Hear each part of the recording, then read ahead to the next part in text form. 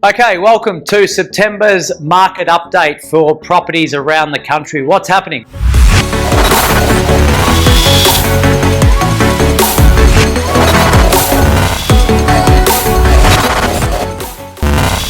Well, last month we spoke about sitting on the fence and getting cold, doing nothing. Well, I think that still remains strong this month. So buyer sentiment is quite strong. Days on market and vacancy rates are continuing to drop in the areas that we're looking at and investing in. We can't see that changing in the short term nor in the medium to long term. Don't need to be rocket scientists to realise that interstate and international migration is not occurring at the moment due to COVID. So what can we do about that?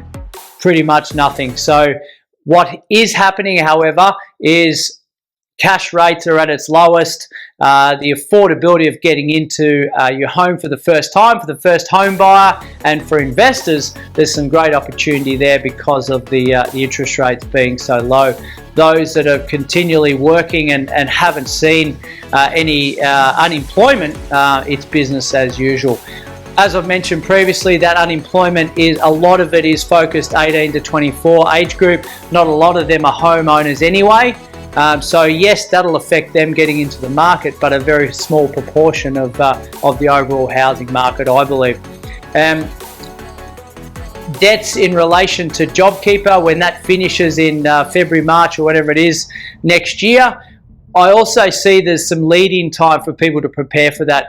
Will there be a fall-off of housing prices at that stage? Yes, there's going to be a dip, but I see it in the majors of Melbourne and Sydney, as opposed to other parts around the country because of those high mortgages. But the good thing is they've got time to prepare for that, so that if they're thinking about having to sell their house, at least they can start to prepare for something like that to maybe avoid it.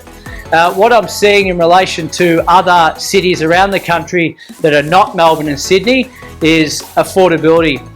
Larger regionals, the same thing. The yields are quite strong. As I said, the low cost of running a mortgage as good as it's ever been. So that's bringing those markets some heat, which is going to continue, I believe. The difference between the Sydney and Brisbane median house price is around about 40%, which is pretty large. So the value for money that they see in places like Brisbane and Adelaide and Canberra, the larger regionals, is outstanding at the moment, and again, I think that will continue into the future. That lifestyle change of realising you can work from anywhere now because of what COVID's done means that your doctors, your nurses, your teachers, your plumbers, your builders, whoever it is, can find jobs in those local areas without having to commute to the city, still earn the similar money, but not have that mortgage that's going to impact them for the next 10 or 15 years. So there's very much that lifestyle change that's transitioning out of the major centres of Sydney and Melbourne. Don't worry, they're not going to be left behind. There's still going to be that population growth in those majors, but the regionals are really spiking as a result of that. So all in all, don't sit on the fence. Get out there and see what you can borrow, and then do your research to go and execute.